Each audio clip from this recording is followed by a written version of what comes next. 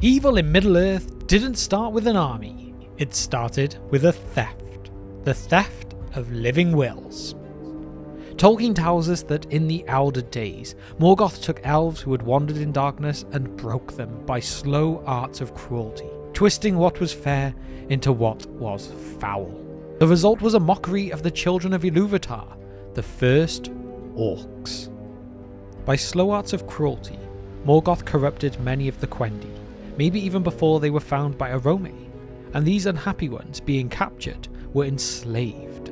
So came the fell race of the orcs. That's why orcs are Tolkien's most frightening creation. If they began as elves, they're not beasts, they're fallen incarnates. They speak, hate, remember, and suffer. It makes every later upgrade of Orc-kind feel like an escalation of a crime, not just a new breed. When Morgoth's pits at Utumno and Angband spilled open, orcs became his core soldiers, innumerable, vicious, and utterly bent to a greater will. That's the seed. The evolution comes later, when other Dark Lords learn to organise, refine, and engineer them. When Morgoth fell, his world of monsters should have ended with him, but his greatest servant Sauron inherited both the knowledge and the ambition to perfect what his master had begun. Sauron was not a creature of raw destruction like that of Morgoth. He was an organiser, he was a builder, he was a manager of evil. He took Morgoth's rabid, quarrelling hordes and gave them purpose, and from this moment onward, the orcs ceased being merely twisted elves. They became a system. Across the Second Age, Sauron's breeding pits in Mordor reshaped the scattered tribes that had survived the War of Wrath. He weaponized them as he built Barad-dûr, the first Dark Lord to turn corruption into an industry. And this is when the naming confusion kind of begins. Tolkien uses orc as the elvish and common speech term, but goblins, especially in The Hobbit, are the same people seen through a different lens.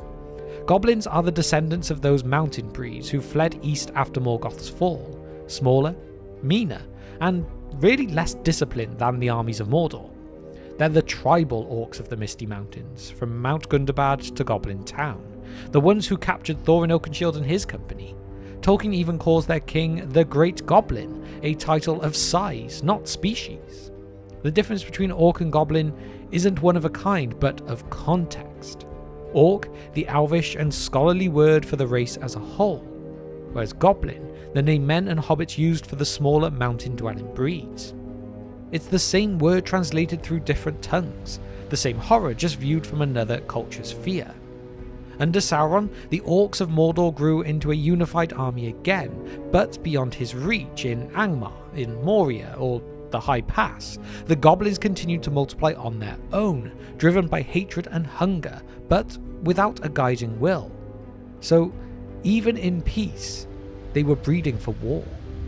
After Morgoth's fall, and before Sauron's return to full strength, Middle-earth entered a strange, uneasy era.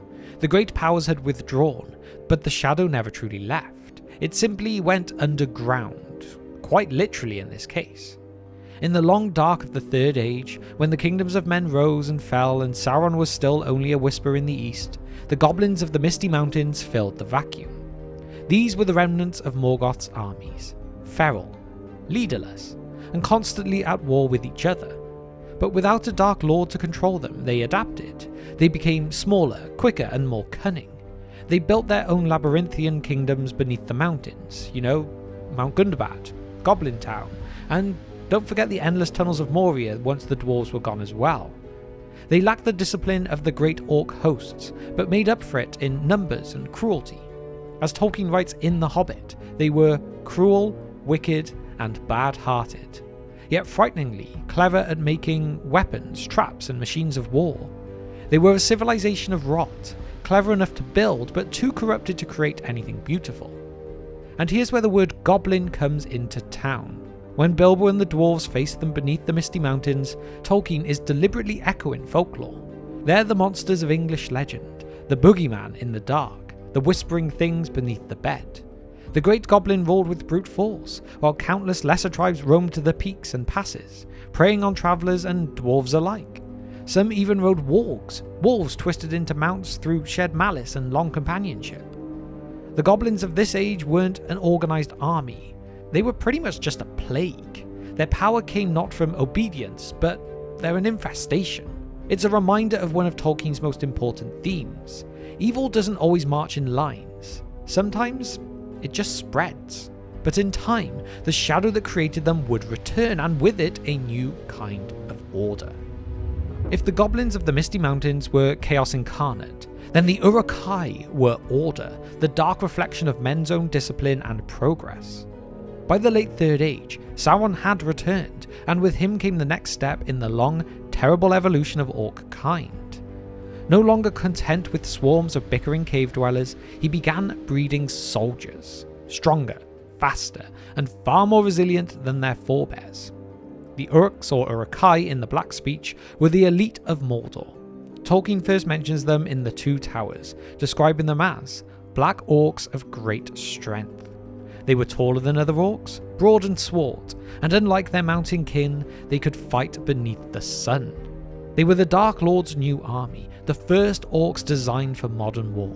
By the time of Denethor I of Gondor, these Uruks were already a terror in Ithilien. They struck with coordination, using better weapons and armour, and even destroyed the city of Osgiliath before being driven back by Boromir's ancestor.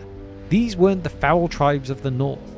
They were a machine, bred to kill and to obey. And then came Saruman. In Isengard, the White Wizard looked at Sauron's work and decided, well, you know what, I could do better. Beneath Orthanc he began his own experiments, refining, mixing, and of course breeding. The result was the fighting Uruk-hai of Isengard. They were disciplined, intelligent, and terrifyingly efficient. They carried straight swords instead of curved scimitars, heavy shields marked with the white hand, and they could march for days without rest. When Aragorn found their bodies after the ambush at Amon Hen, he said, "Their gear is not after the manner of orcs at all." Treebeard later wondered if Saruman had ruined men or blended them with orcs, a line that chills even Tolkien's most faithful readers.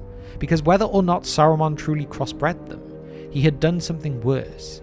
He had taken the corruption of Morgoth and industrialized it.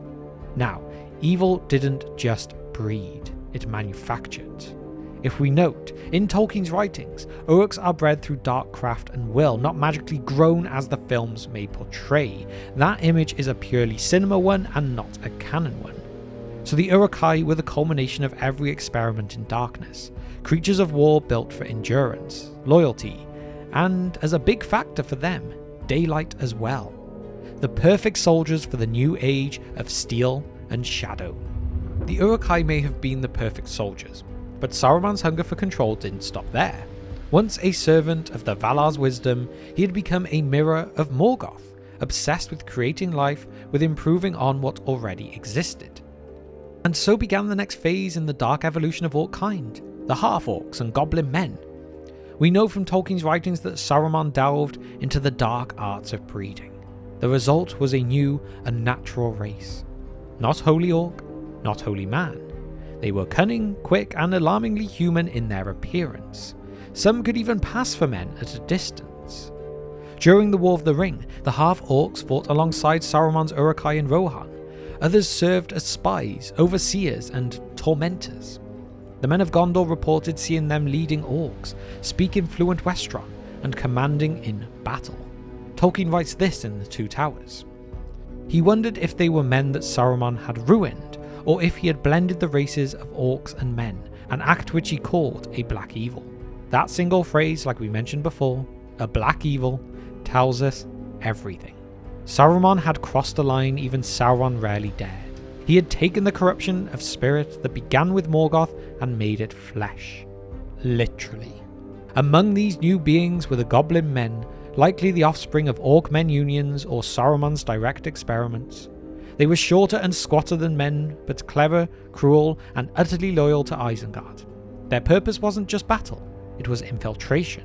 Saruman had found a way to disguise his monsters in plain sight. What makes these hybrids so disturbing isn't the horror of their creation though, it's what they say about the enemy they came from. Evil in Tolkien's world cannot create life, remember that, it can only mock it.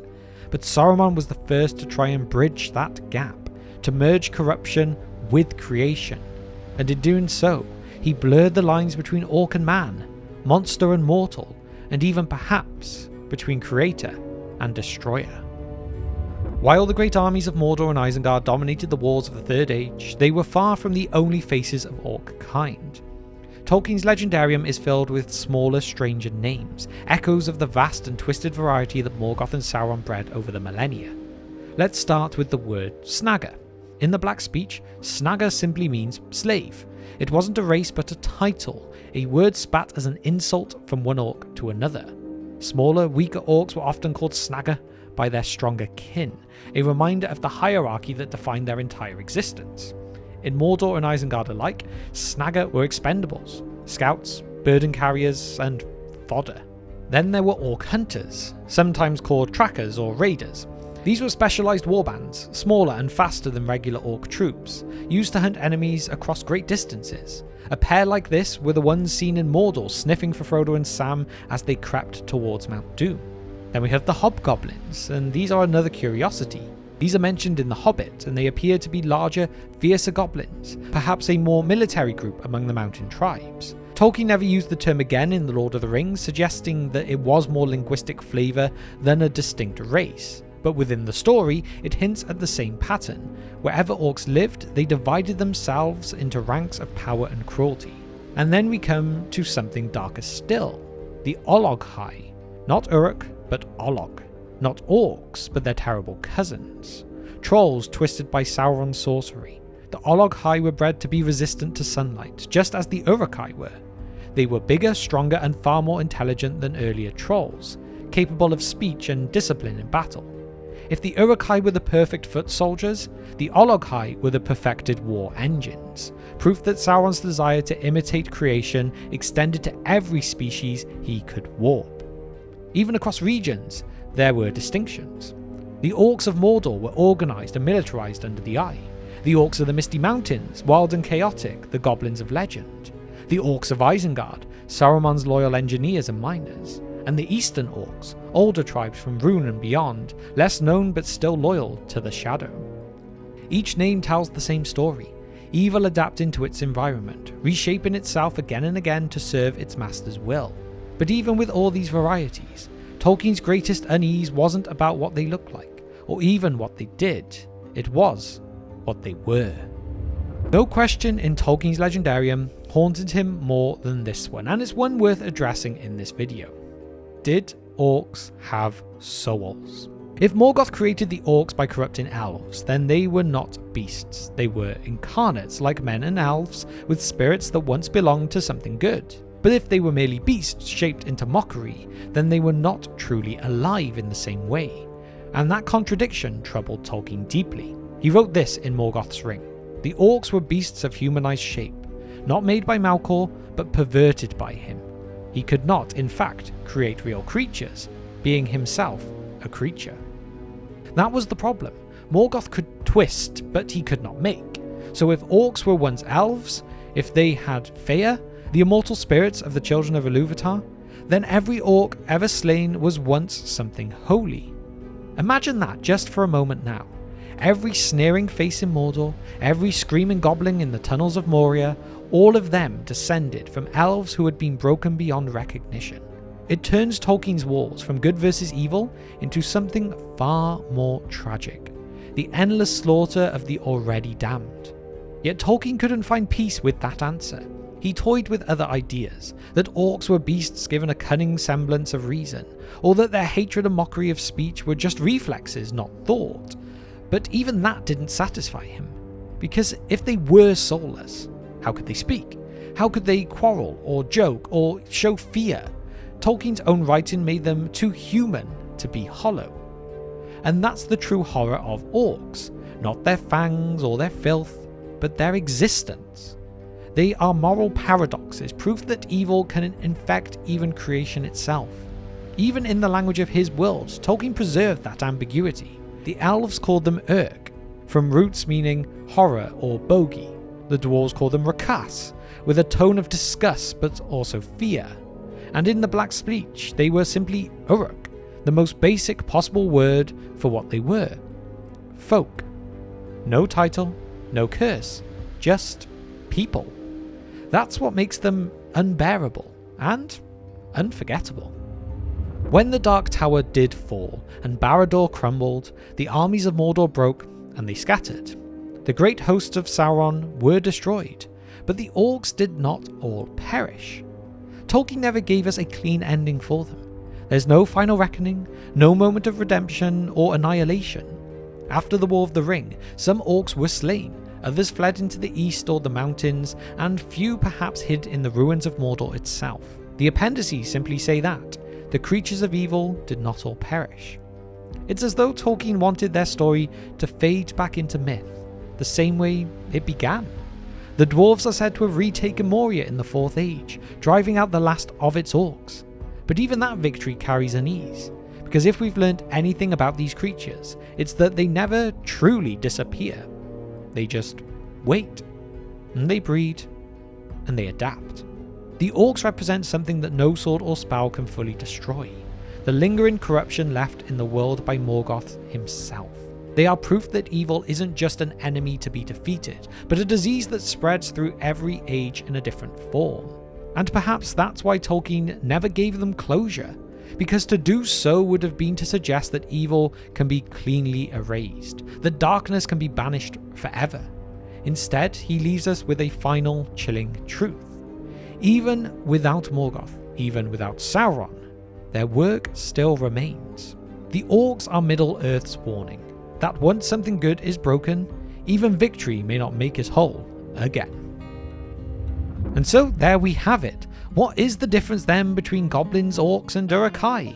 From the first elves twisted by Morgoth to Saruman's engineered Uruk-hai, the story of Orc-kind is the story of evil learning to perfect itself. Each new breed, goblins, uruks, half-orcs, was another experiment in corruption. And yet, every step forward was also a step further from life itself. Because in Tolkien's world, evil cannot create. It can only mock what already exists. The orcs are that mockery made flesh, proof that even beauty can be broken beyond repair.